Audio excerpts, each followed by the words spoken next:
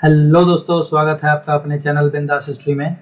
मैं हाजिर हूँ फिर से एक नए वीडियो के साथ, जिसमें मैं आपको हिस्ट्री के previous year question NTA UGC net के द्वारा पूछे गए तमाम एग्जाम में तमाम शिफ्टों के क्वेश्चंस को यहाँ सॉल्व कराता हूँ फुल डिटेलिंग के साथ। और ये पार्ट 1 है, ठीक है ना। जून 2013 का ये पार्ट 1 है। ये देखिए यहाँ पार्ट 1 है। इसके पहले भी प्राचीन भारत की कंप्लीट प्लेलिस्ट बन चुकी है। यदि आप लोगों ने नहीं देखी है तो पहले जाकर के उन प्लेलिस्टों को देखें, जो कि फुल डिटेलिंग के साथ क्वेश्चंस को सॉल्व कराया गया है, ठीक है। और प्रत्येक वीडियो के पार्ट 1 और पार्ट 2 बनाए गए हैं केवल जून 2011 और दिसंबर 2011 को छोड़ करके, ठीक है। उसके अलावा प्रीवियस ईयर क्वेश्चंस की महत्ता की बात करें तो मैं अपने हर वीडियो में कहता हूं कि प्रीवियस ईयर क्वेश्चंस जब आप नेट के एग्जाम में, जेआरएफ के एग्जाम में जब आप बैठते हैं, नेट जेआरएफ के एग्जाम में, तो वहां आपको प्रश्न सीधे सीधे या डायरेक्टली इनडायरेक्टली भी आपको 20 से 25% सवाल आपके पूछ लिए जाते हैं। तो इससे आप अनुमान लगा सकते हैं कि प्रीवियस ईयर क्वेश्चन का महत्व कितना है, ठीक है। और ये हमारा मध्यकालीन का सीरीज है, प्राचीन का सीरीज बन चुका है, ठीक है। और ये हमारा टेलीग्राम ग्रुप है। मैं जितने भी प्रकार के नोट्स होता है ना, या जितने प्रकार के नोट्स होते हैं वो सारे टेलीग्राम ग्रुप में देता हूँ। इसका लिंक डिस्क्रिप्शन में दिया रहता है, आप वहाँ से हमें ज्वाइन कर सकते हैं। और ये हमारा यूट्यूब का लिंक है ना। आप इस चैनल पर बने रहें। इसके अलावा आप देखें कि पहले पूरे सेशंस को देख लें या किसी एक वीडियो को देख लें। यदि आपको लगता है कि हमारी वीडियो से आपको 5% 10% भी किसी भी तरह से बेनिफिशियल है, जो कि निश्चित रूप से होता ही है, तो आप हमारे चैनल को सब्सक्राइब करें और अपनी तैयारी को एक बेहतर मार्गदर्शन दें, ठीक है। तो आइए शुरू करते हैं आज का पहला सवाल। हमारा आज का पहला सवाल है अमीर खुसरो से संबंधित निम्नलिखित कथनों पर विचार कीजिए, ठीक है। तो सबसे पहले 4 कथन दिए गए हैं, इन कथनों पर हमें विचार करना है। वह सूफी संत शेख निजामुद्दीन औलिया का शिष्य था, ठीक है। वह सूफी संत किनका शिष्य था? निजामुद्दीन औलिया का शिष्य था, ठीक है। तो ये बात बिल्कुल सही है कि वह सूफी संत शेख निजामुद्दीन औलिया के शिष्य थे, ठीक है। उसके बाद आगे पढ़ते हैं। यह कहा जाता है कि उन्होंने संगीत पर अनेक पुस्तकें लिखी, यह बात भी बिल्कुल सही है, ठीक है। उसके बाद उनका ग्रंथ खजाइनुल फुतूह सुल्तान कैकूबाबाद के शासनकाल के बारे में जानकारी देता है। तो यहाँ पर यह बात जो है बिल्कुल गलत है। उनका जो ग्रंथ है खजाइनुल फुतूह सुल्तान कैकूबाबाद के बारे में नहीं जानकारी देता है, बल्कि सुल्तान अलाउद्दीन खिलजी के सैनिक अभियानों का वर्णन देता है, ठीक है ना। अलाउद्दीन खिलजी,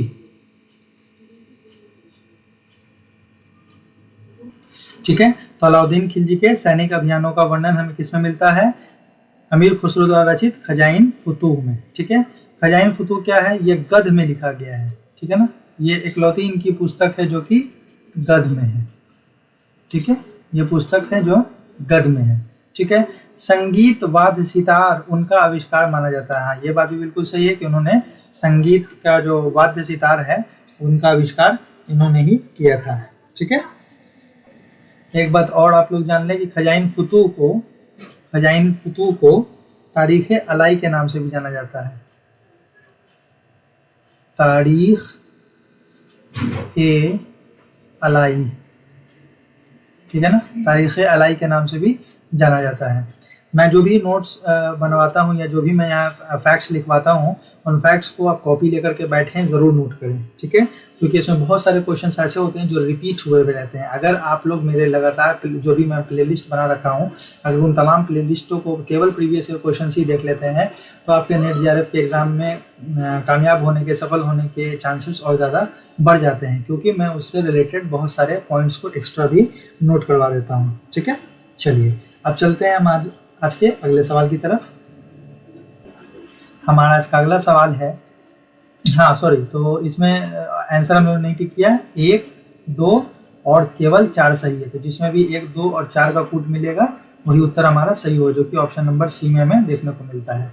चलिए अब चलते हैं नेक्स्ट क्वेश्चन की तरफ। हमारा आज का नेक्स्ट क्वेश्चन है दिल्ली के किस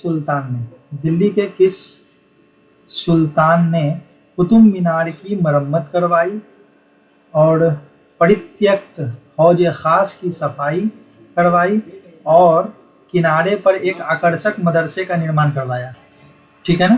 तो दिल्ली के किस सुल्तान ने कुतुब मीनार की बात हो रही है? किसकी बात हो रही है?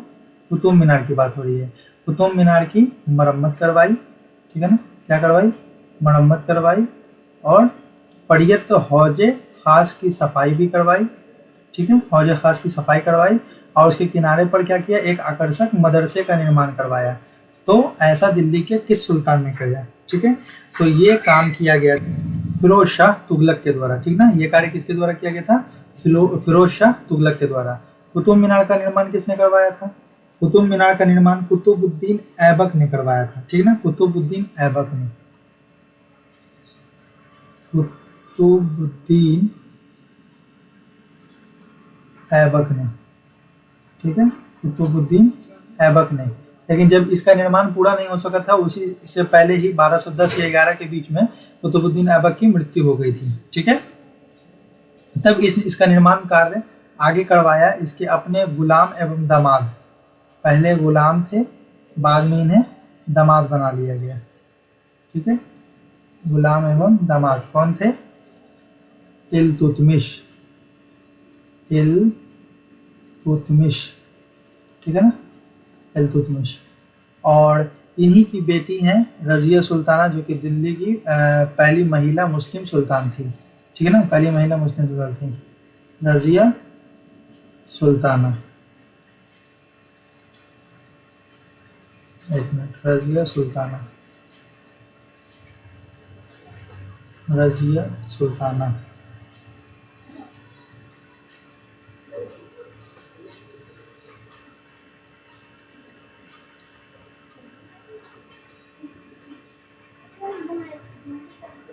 ये थोड़ा सा टेक्निकल एरर चलता है कभी कभी, ये बैरियर्स हैं जो कि हमें आते रहते हैं ऑनलाइन क्लास में, यही तो प्रॉब्लम है ना। लेकिन कोई बात नहीं, हमें इन बैरियर्स को हरा करके आगे बढ़ना है। रजिया सुल्ताना, ठीक है ना, ये इनकी पुत्री थी। क्या थी? पुत्री थी। ठीक है, तो ये समझ में आ गया। उसके बाद कुतुब मीनार के निर्माण में इल्तुतमिश ने योगदान दिया। इल्तुतमिश के बाद अलाउद्दीन खिलजी ने भी इसकी मरम्मत करवाई। ठीक है, इसकी मरम्मत में बहुत सारे शासकों ने योगदान दिया है। अलाउद्दीन खिलजी ने भी इसकी मरम्मत करवाई। ठीक है, और किसने काम किया? फिरोज शाह तुगलक ने इस पर काम किया। फिरोज शाह तुगलक, ठीक है ना, फिरोज शाह तुगलक ने इस पर काम किया। ठीक है, पुनर्निर्माण में, इस कार्य में मरम्मत वगैरह में इन लोगों ने काम किया था। ठीक है, लेकिन मूल रूप से निर्माण किसने करवाया था? नींव किसने डाली थी? कुतुबुद्दीन ऐबक ने कुतुब मीनार की नींव डाली थी। लेकिन निर्माण कार्य पूरा किसके काल में हुआ? तो इल्तुतमिश के काल में पूरा हुआ। ठीक है, लेकिन जब पूरा होने के बाद जब मरम्मती की बारी आई तो उसमें अलाउद्दीन खिलजी ने, फिरोज शाह तुगलक ने बढ़ चढ़ कर हिस्सा लिया, मरम्मती करवाई। ठीक है, और यहाँ सवाल था कि दिल्ली के किस सुल्तान ने कुतुब मीनार की मरम्मत करवाई, हौजे खास की सफाई करवाई और उसके किनारे पे आकर्षक मदरसे का निर्माण करवाया? तो इसका सही उत्तर होगा फिरोज शाह तुगलक। ठीक है, चलिए अब चलते हैं नेक्स्ट क्वेश्चन की तरफ। नेक्स्ट क्वेश्चन है हमारा आज का। देखिए, यहाँ सूची 1 को सूची 2 के साथ मिलान करना है। एक तरफ संत कवि दिए गए हैं, ठीक है ना, एक तरफ संत कवि हैं और दूसरी तरफ उनकी रचनाएं दी गई हैं। तो किस संत कवि द्वारा कौन सी रचना रची गई है उसे हमें मिलान करना है। तो कबीर का ग्रंथ कौन सा है? कबीर का है बीजक। ठीक है, कबीर का बीजक। सूरदास का कौन सा है? भ्रमर गीत। सूरदास का कौन सा है? भ्रमर गीत। एकनाथ ने क्या लिखा? भवार्थ रामायण लिखा है ना। एकनाथ ने क्या लिखा? भवार्थ रामायण। और तुलसीदास ने लिखा है विनय पत्रिका। तो जो हम लोगों ने मिलान किया है, इस मिलान के हिसाब से सही कूट तक अगर पहुंचा जाए तो वह कूट हमें ऑप्शन नंबर बी में देखने को मिलता है, and B is the right answer. चलिए बढ़ते हैं नेक्स्ट क्वेश्चन की तरफ। हमारा आज का नेक्स्ट क्वेश्चन है, निम्नलिखित लेखकों में से किसका यह दावा है कि मोहम्मद बिन तुगलक ने, ठीक है ना, किसका यह दावा है कि मोहम्मद बिन तुगलक ने फिरोज शाह को अपना उत्तराधिकारी चुना? ठीक है ना, किसका यह दावा है कि मोहम्मद बिन तुगलक ने फिरोज शाह को अपना उत्तराधिकारी चुना? तो ये दावा है जियाउद्दीन बर्नी का। ठीक है ना, ये किसका है? जियाउद्दीन बर्नी का। जियाउद्दीन बर्नी ने अपनी पुस्तक में, यानी पुस्तक का क्या नाम है? तारीख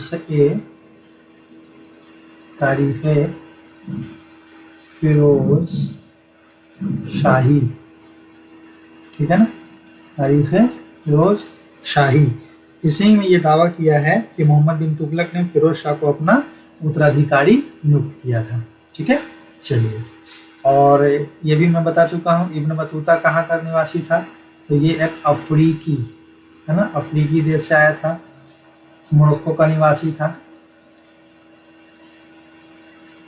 मोरक्को का निवासी था। इसकी पुस्तक क्या है, इसके द्वारा रचित पुस्तक का नाम रेहला है। ठीक है, ये किसके काल में आया था, ये मोहम्मद बिन तुगलक काल में आया था। ठीक है, ये मोहम्मद बिन तुगलक के काल में आया था। तो ये इस क्वेश्चन से जुड़े बहुत सारे फैक्ट्स हैं जिन्हें आप नोट करें, याद रखें, ये सारे सवाल रिपीट भी हो रहे हैं। ठीक है, चलिए अब चलते हैं नेक्स्ट क्वेश्चन की तरफ। देखिए हमारा आज का फिर से नेक्स्ट क्वेश्चन है, सूची 1 को सूची 2 के साथ मिलान करना है। एक तरफ सल्तनत कालीन प्रादेशिक राज्य दिए गए हैं कि दिल्ली सल्तनत ये सल्तनत कालीन प्रादेशिक राज्य है, और दूसरी तरफ शासक दिए गए हैं कि कौन से शासक का सल्तनत कालीन प्रादेशिक राज्य पर अधिकार था या उससे क्या संबंध है। ठीक है, तो गुजरात पर किसका था, महमूद बेगरा का। ठीक है ना, गुजरात पर किसका था, महमूद बेगरा का ये राज्य था। ठीक, बहमनी का किससे संबंध है, अहमद शाह से। बहमनी का किससे है, अहमद शाह एक। ठीक है, अहमद शाह एक से। उसके बाद कश्मीर का किससे है, कश्मीर सल्तनत का संबंध है सुल्तान सिकंदर से। ठीक है ना, कश्मीर का किससे है, सुल्तान सिकंदर से। और मालवा का किससे संबंध है, महमूद खिलजी एक से। ठीक है, तो जो अभी मैंने कहा और जो मिलान किया, इस हिसाब से सही कूट तक अगर पहुंचा जाए तो वो हमें ऑप्शन नंबर डी में देखने को मिलता है। तो हमारा D is the right answer. ठीक है, चलिए डी सही उत्तर होगा। बढ़ते हैं नेक्स्ट क्वेश्चन की तरफ। हमारा आज का नेक्स्ट क्वेश्चन है, निम्नलिखित शासकों में से किसने अपनी सैन्य टुकड़ियों को, ठीक है, निम्नलिखित शासकों में से किसने अपनी सैन्य टुकड़ियों को 50, 200, 250 एवं 500 की इकाइयों में विभाजित कर दिया था। ठीक है ना, विभाजित कर दिया था। तो ऐसा किसने किया था, ऐसा किया था इस्लाम शाह ने। किसने किया था, इस्लाम शाह ने। इस्लाम शाह था कौन, ये शेर शाह का उत्तराधिकारी था। ठीक है ना, शेर शाह का उत्तराधिकारी, शेर शाह का उत्तराधिकारी। आइए चलते हैं नेक्स्ट क्वेश्चन की तरफ। हमारा आज का नेक्स्ट क्वेश्चन है, निम्नलिखित को सही कालक्रम में व्यवस्थित कीजिए। ठीक है, तो हमें सही कालक्रम में व्यवस्थित कर सही कूट लगाना है। तो आइए सही कूट लगाएं। तो अकबर की गुजरात विजय, ठीक है, अकबर की जो गुजरात विजय हुई थी वो हुई थी 21 नवंबर 1572 में। ठीक है ना, 21 नवंबर 1572 में। ठीक है, उसके बाद हल्दी घाटी का युद्ध कब हुआ था, अप्रैल 1576 में। ठीक है ना, अप्रैल 1576। उसके बाद दाग प्रथा की शुरुआत कब हुई थी, 1573 में। ठीक है, ये ऑप्शन जो है दाग प्रथा की शुरुआत ये रिपीटेड है। ठीक है ना, ये रिपीटेड है। उसके बाद नेक्स्ट है इलाही संपत का शुरुआत कब हुई थी, तो ये हुई थी 1581 में। ठीक है ना, कब हुई थी, 1581 में। ठीक है, तो ये चारों हम लोगों ने साल वर्षों को लिख लिया है ना। अब इस वर्षों को अकॉर्डिंग ऑर्डर, असेंडिंग ऑर्डर में लगाया जाए तो हम सही कूट तक आसानी से पहुंच सकते हैं। तो हमारा सही कूट 1572, 1576, 1573, 1581 है ना। तो 72, 73 और 76 और 81। तो इस हिसाब से हमारा सही कूट देखने को मिल रहा है, वो है ऑप्शन नंबर, ये होगा ऑप्शन नंबर सी, है ना। सी में हमें सही ऑप्शन नंबर सी देखने को मिल रहा है। ठीक है, चलिए अब बढ़ते हैं नेक्स्ट क्वेश्चन की तरफ। हमारा आज का नेक्स्ट क्वेश्चन है, राय सिंह 5000, ठीक है ना, राय सिंह 5000 किस राजवंश से संबंधित थे। ठीक है, तो राय सिंह 5000, तो राय सिंह 5000 जो हैं वह किस राजवंश से संबंधित हैं, तो ये राठौड़ वंश के बीकानेर, ठीक है ना, राठौड़ वंश के बीकानेर से संबंधित हैं। ठीक है, चलिए अब चलते हैं नेक्स्ट क्वेश्चन की तरफ। हमारा आज का नेक्स्ट क्वेश्चन है, निम्नलिखित में से कौन सा युग्म सही सुमेलित है।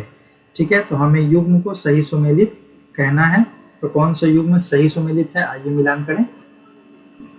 तो पानीपत का द्वितीय युद्ध ये अकबर बनाम हेमू में हुआ था। ठीक है ना, इब्राहिम लोदी में नहीं हुआ था, इसलिए ये तो गलत है। मैं सही भी लिखते जाऊंगा। ठीक है ना, अकबर के साथ हेमू का हुआ था। नेक्स्ट है हल्दी घाटी का युद्ध। ठीक है, तो अकबर बनाम राणा उदय सिंह, नहीं ये गलत है, ये भी गलत है। ये हुआ था महाराणा प्रताप के यहाँ, ठीक है, महाराणा प्रताप से हुआ था इनका हल्दी घाटी का युद्ध, ठीक है। चलिए नेक्स्ट पढ़ते हैं धर्मत का युद्ध। धर्मत का युद्ध हुआ था औरंगजेब और दारा के बीच में, ठीक है। तो केवल ऑप्शन नंबर सी हमें सही मिल रहा है, औरंगजेब बनाम दारा, ठीक है। सामूगढ़ का युद्ध किसके किसके बीच हुआ था? तो सामूगढ़ का युद्ध भी औरंगजेब और दारा के बीच में ही हुआ था, ठीक है ना। तो 3 ऑप्शन इसमें गलत थे, लेकिन मैंने सही कर दिया है, आप उसे भी नोट कर लें। और क्वेश्चन के हिसाब से कि कौन सा युद्ध में सही सुमेलित है, तो ऑप्शन नंबर सी धर्मत का युद्ध, औरंगजेब और दारा के बीच धर्मत का युद्ध हुआ था, ठीक है। चलिए अब चलते हैं नेक्स्ट क्वेश्चन की तरफ। हमारा आज का नेक्स्ट क्वेश्चन है, देखिए यहाँ भी मिलान करने के लिए दिया गया है, और मैं अपने प्रत्येक मध्यकालीन भारत के इतिहास के सेशन में कहता हूँ कि यदि आप हरिश्चंद्र की बुक पढ़ रहे हैं या सतीश चंद्र की बुक पढ़ रहे हैं, तो उसके पीछे में दिल्ली सल्तनत या मुगल सल्तनत कालीन शब्दावली दी गई होती है, और शब्दावली का अर्थ दिया गया होता है, जिससे निश्चित रूप से 2 या 3 सवाल आपके मध्यकालीन भारत के इतिहास में पूछ लिए जाते हैं, ठीक है। तो यहाँ भी देखिए खासाए शरीफा, शहबंदी, तलब, ज़कात, ये सब क्या है? ये मुगल कालीन या दिल्ली सल्तनत कालीन एक शब्दावली है जिसका कुछ अर्थ होता है, ठीक है ना। इसके अलावा बहुत सारी शब्दावली हैं, जैसे कि दीवाने रसालत है, दीवाने इंशा है, अमीर कोई है, और भी बहुत सारी डिपार्टमेंट्स होते थे जिनके नाम दिए जाते थे, ठीक है। जब्त है, खम्स है, खिराज है, जजिया है, ज़कात है, ठीक है ना, ये सारी चीज़ें होती थी। तो आइए हम लोग मिलान करें। तो सबसे पहला क्या है? खासाए शरीफा। खासाए शरीफा क्या होता था? ये इसका मतलब होता है बादशाह का अपना प्रतिष्ठान, ठीक है ना। क्या होता है? बादशाह का अपना प्रतिष्ठान, ठीक है। चलिए नेक्स्ट क्वेश्चन, नेक्स्ट पॉइंट में चलते हैं। नेक्स्ट क्या है? सहबंदी, ठीक है। सहबंदी का मतलब होता है विशेष अवसर पर नियुक्त सैनिक, ठीक है ना। सहबंदी का मतलब क्या होता है? विशेष अवसर पर नियुक्त सैनिक, ठीक है। नेक्स्ट है तलब। तलब का मतलब होता है मनसबदार की वेतन मांग, ठीक है ना। तलब का मतलब क्या होता है? मनसबदार की वेतन मांग। और ज़कात क्या है? मार्ग शुल्क, ठीक है ना। ज़कात क्या है? मार्ग शुल्क। तो जो अभी हम लोगों ने मिलान किया है, इस मिलान के हिसाब से सही पूर्व तक हम लोग आसानी से पहुंच सकते हैं, जो कि हमें ऑप्शन नंबर ए में देखने को मिल रहा है। तो option number A is the right answer. चलिए अब चलते हैं नेक्स्ट क्वेश्चन की तरफ। हमारा नेक्स्ट क्वेश्चन है, शहर से दूर आकर्षक लगते हैं, परंतु अंदर प्रवेश करते ही सारी भव्यता संकीर्ण गालियों एवं भीड़ की हड़बड़ी में खो जाती है। सॉरी, गाली प्रति मैंने गलियों में, ठीक है ना, गलियों एवं भीड़ की हड़बड़ी में खो जाती है, ठीक है। मुगल कालीन भारत के शहरों के बारे में उपरोक्त टिप्पणी किसके द्वारा की गई है, ठीक है ना। ये टिप्पणी किसके द्वारा की गई है? तो ये टिप्पणी की गई है फादर मार्शरेट के द्वारा, ठीक है ना। फादर मार्शरेट ने कहा कि शहर दूर से आकर्षक लगते हैं, परंतु अंदर प्रवेश करते ही सारी भव्यता संकीर्ण गलियों, संकीर्ण मतलब पतली पतली गलियों, है ना, एवं भीड़ की हड़बड़ी में खो जाती है। मुगल कालीन भारत के शहरों के बारे में ऐसी टिप्पणी फादर मार्शरेट ने की थी, ठीक है ना, जो कि अकबर के दरबार में आए थे, ठीक है ना। किस लिए आए थे? धर्म चर्चाओं में भाग लेने के लिए। कब आए थे? अकबर के दरबार में आए थे, ठीक है। कब आए थे? 1578 में आए थे, ठीक है ना, 1578 में आए थे, ठीक है ना, 1578 में आए थे। क्यों आए थे? धर्म चर्चाओं में भाग लेने के लिए, ठीक है ना, धर्म चर्चाओं में भाग लेने आए थे, भाग लेने आए थे, ठीक है। और अकबर ने क्या किया था? इसे शहजादा मुराद का शिक्षक नियुक्त कर दिया था। अकबर ने क्या किया?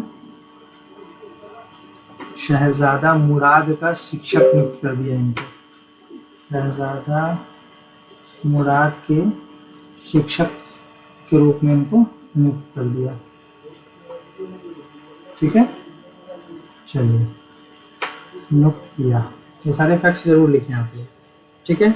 उसके बाद पीटर मुंडी जो थे, ये शाहजहां के दरबार में आए थे, शाहजहां के दरबार में आए, ठीक है, शाहजहां के दरबार में आए। किस पर बात की? अकाल प्रभात की, है ना, इनके समय में जो अकाल पड़ा उसके बारे में इन्होंने वर्णन किया है। ठीक है। टेवर्नियर जो है ये भी शाहजहां के काल में आए, ये भी जो है शाहजहां के काल में आए थे। ठीक है। कितनी बार यात्रा की यहाँ की? 6 बार यात्रा की टेवर्नियर ने, 6 बार यात्रा की। ठीक है। चलिए अब चलते हैं नेक्स्ट क्वेश्चन की तरफ, और ये जो है हमारा आज का आखिरी सवाल है। ठीक है। इसके बाद ये सेशन हो जाएगा समाप्त, और अगर आप लोगों को ये सेशन पसंद आया तो प्लीज़ लाइक करें, शेयर करें और सब्सक्राइब करना बिल्कुल ना भूलें। ठीक है। चलिए तो क्वेश्चन पढ़ते हैं। ये किसका कथन है कि 20,000 लोगों ने ताजमहल के निर्माण के लिए अनवरत कार्य किया? ठीक है। यह कथन किसका है? तो यह कथन है टेवर्नियर का। ठीक है ना, जो कि अभी मैंने बताया किसके काल में आया था? शाहजहां के काल में आया था, क्योंकि शाहजहां ने ही ताजमहल बनाया था। ठीक है। शाहजहां के काल में आया था। कब आया था, कब से कब तक रहा? ये रहा 1638 से 1663 तक। ठीक है ना। भारत की यात्रा टोटल कितनी बार की इस पीरियड में? 6 बार यात्रा की। भारत की